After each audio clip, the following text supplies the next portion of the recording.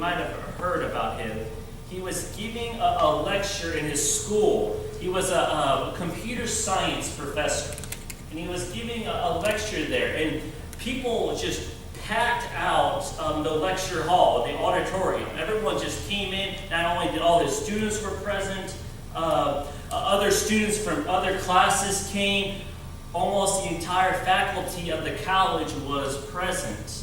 And why? Because this wasn't just any lecture. This was Dr. Posh's self-proclaimed last lecture. He was picking up a tradition in college professors. They give their last lecture and they kind of share their take on life, but they want to leave one final message, lecture, or message to their students. So he was picking up on this tradition, but for Randy Posh, this would be his last lecture. This was not just pretend. See, about a month before Randy Posh, his prognosis was that he had about 6 months to live with pancreatic cancer.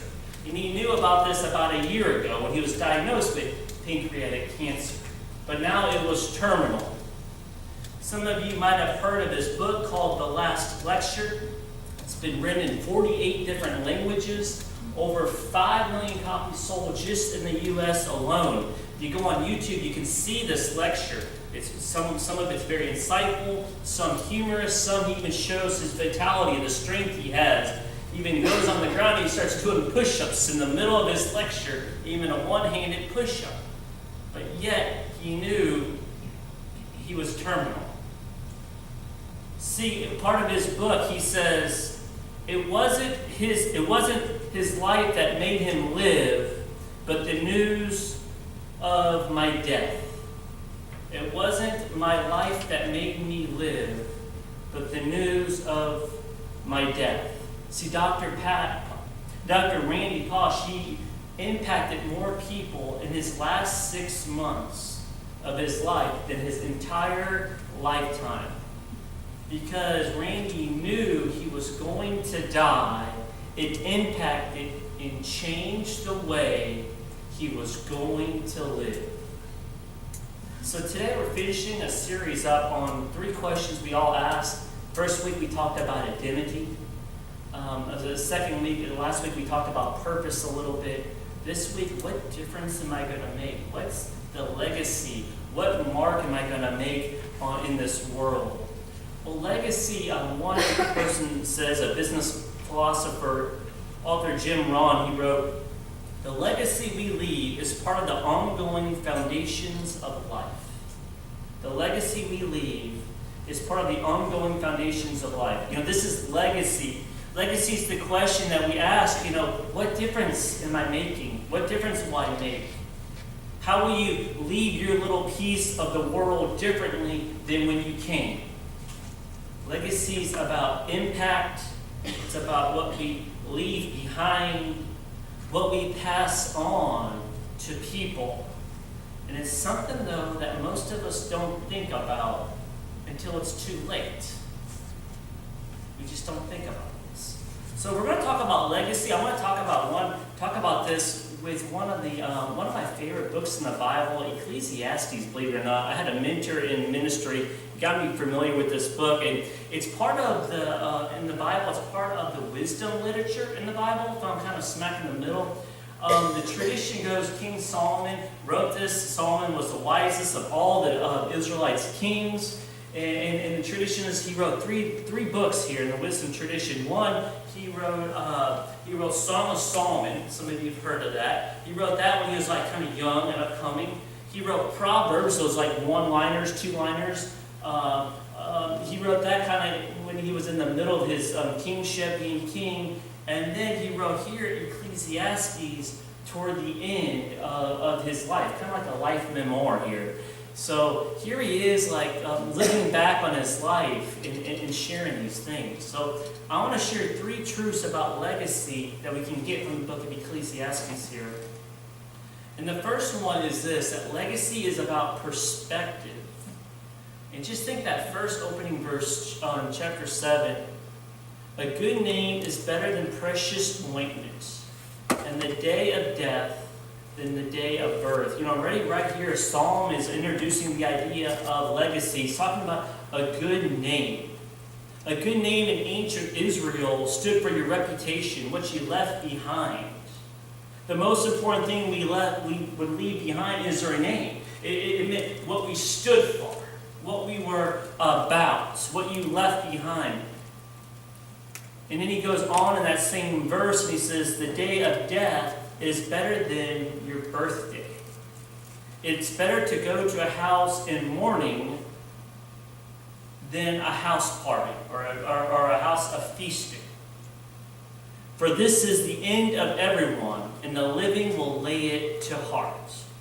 What he's talking about here is a funeral. When people died in ancient Israel, there was this period of mourning.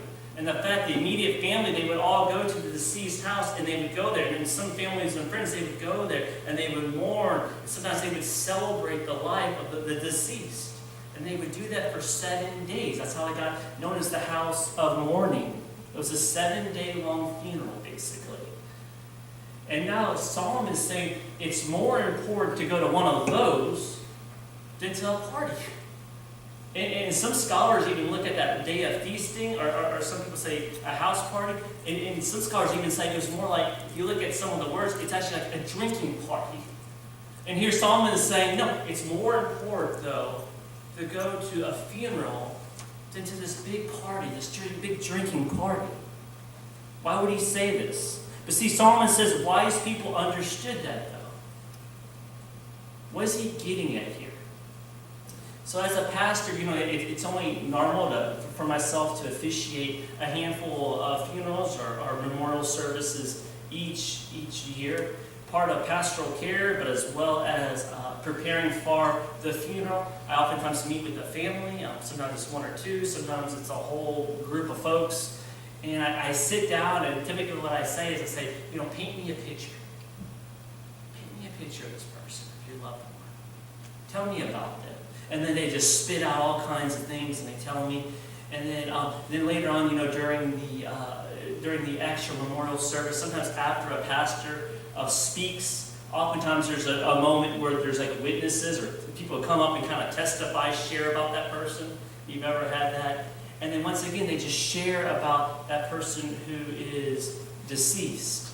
But I tell you what, every once in a while, or not every once in a while, almost every time after a funeral, there's this part of me, I go back to my office, or maybe it's even just sitting in my car in the driveway, and I can't help but think, what are people going to say about me? You think about that.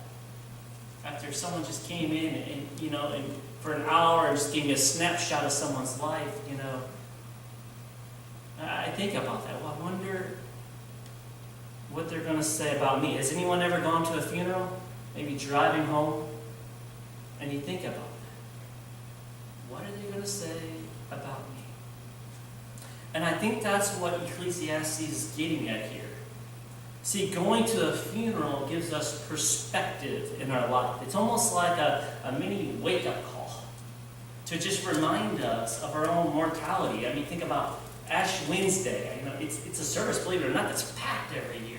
But it's really kind of a sad service. We're reminded of our own deaths. It's like attending your funerals. But you're reminded. But it helps us get perspective of our life. This is what Solomon says. It reminds us of our own mortality. It reminds us that one day we will be there. Solomon says this is everyone's destiny. It reminds us that one day that will be us. And when we get that reminder, it causes us to think about how we're living. Well, how are we living? So for Dr. Posh, it was the news that he was going to die caused him to live differently. See, wise people know this is true for our lives. And legacy is about having that perspective. One day we will die.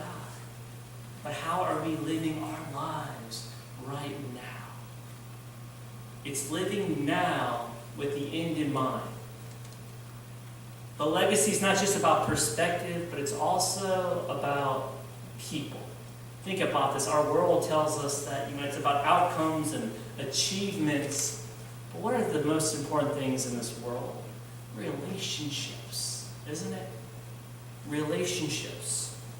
The author of Ecclesiastes knew that legacy is much more about people than any kind of accomplishments. In chapter 9, verse 9, Solomon writes, "Enjoy life with the wife whom you love all the days of your vain life that are given to you under the sun, because that is your portion in life and in your toil at which you toil under the sun." Once again, what is this guy getting at here? Well, if you continue to read the book of Ecclesiastes, basically King Solomon, he's basically saying, I've done everything. But for all you folks who are trying to find meaning in different ways, I've done that. I've accomplished more than anyone could have ever imagined. If you want to talk about wealth, I had more wealth than all of you put together. If you want to talk about rising up in the ranks, I became the most influential king, he's saying. If you want to talk about really cool houses or big houses, I've had the fanciest house you can think of. You want to talk about parties? I threw the best parties ever. And he says, but all of that is vanity. All of that, none of that matters.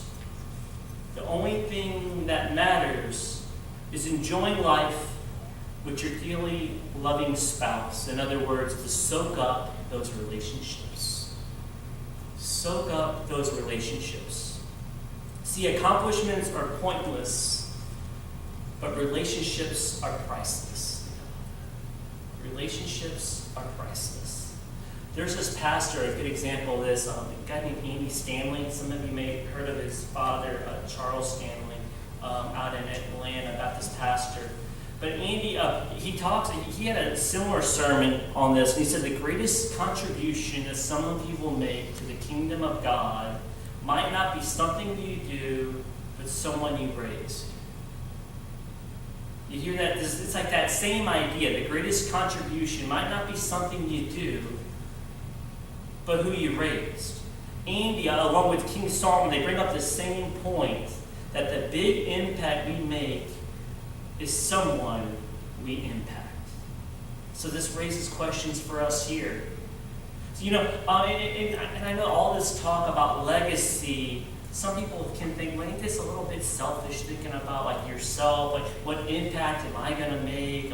How are other people going to remember me? And in a sense, yeah, it is kind of selfish thinking about that, or narcissistic, some people will say. It is, unless you see legacy about how you'll influence, impact, and bring up other people.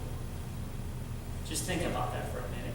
The greatest and most influential people in history, people who started movements, who made a difference, they do so because they changed the life of people. So the questions for us, raises some questions. How are you investing in people around you? How are we investing in people around you? How are you impacting and shaping the lives of people around you? It's not in my manuscript here, but I know K-Nada, we have a lot of people to be thankful for. And I give Bill a lot of credit, but he has a lovely wife who does so much as well. And we can never be more thankful for her, Karen. A little angel in disguise for us. Watches over Maya. Now, I don't know, one day, 10 years from now, will Maya and her be buddy-buddy right next to each other? But she won't ever know that. But Karen made that impact when she was just a little baby. I bet if we look at each one of our lives, though, there are people that 30 years ago, 50 years ago, who touched our lives, who impacted our lives. Now that's legacy that we don't even know about, that we can be thankful for. So how are you impacting and shaping the lives around people around you? Third, and finally, legacy is about time. Legacy is about time. There's this old preaching story, analogy a lot of pastors have used. It's really credited to C.S. Lewis in his book called Screwtape Letters. And basically the story goes out like there's the devil, and he brings in 3 of his best demons, and he says, I want you to create a way to distract or to just get people to ignore God.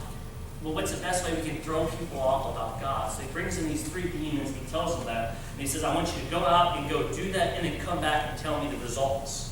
So they go out, and then the first one comes back, and the first one comes back. He says, okay, well, what'd you do? And he said, I told people that wealth equals happiness. I said, I like that. That's good greed. Okay. The second one comes back, and he says, what'd you tell people? Well, he goes, I told people that joy can be found in yourself only by serving yourself. Selfishness, not bad. And finally, the third one comes along. He comes back and goes, okay, what'd you tell people? He said, I told people they had all the time in the world. He said, his eyes lit up. I like that. Let's go around. Let's tell people they have all the time in the world. And how true is that for many of us? We make that big mistake in thinking that we just have all the time in the world. I have a neighbor I invited to church. I've been pestering her and her family for a while. And, I still got time to figure out this God stuff. I hear it all the time. I got time. I got time to figure out what I think or what I believe. I got time. But the problem is when we think like that, it causes us to procrastinate and to ignore these questions until it's too late. And the psalmist says, God, teach us to number our days so that we can have a wise heart. David's saying, God, remind me that I don't have all the time in the world. Remind us to use each and every day as a gift from God. Remind me to not put off the things that are important. And I'll be honest, like many of you, I don't go home and I sit around thinking about legacy. And I don't think many of you do that. We think this is something that we think about, right before we die. But there's a danger in that because we build our legacy right now. This is the time. This, right now, when we're breathing, when we're healthy, when we're moving, we build our legacy now. Because we don't know how long we have. We impact people now, not later. We make a mark right now, not later. Legacy is about how you're spending your time and energy right now, not down the road. So as we close this series, think about that. I think one of the reasons Jesus came to this world, not only just to die on the cross and save us from our sins, but he realized there's a confused world who was confused about who they were. They needed to know that they had a bigger identity than the lower identities that they were thinking of. He knew that people were coming up short in what they were doing. People needed a greater purpose. And he also, though, knew that we're called to leave a legacy for thousands of years and impact millions of people. And that's what we call the church, and that the church has done. So it's time to just wake up. Remember that God claimed you as his own. That God can use your life to impact people. This is why you are here. Not to do your own thing, but to participate in what God is doing. Amen.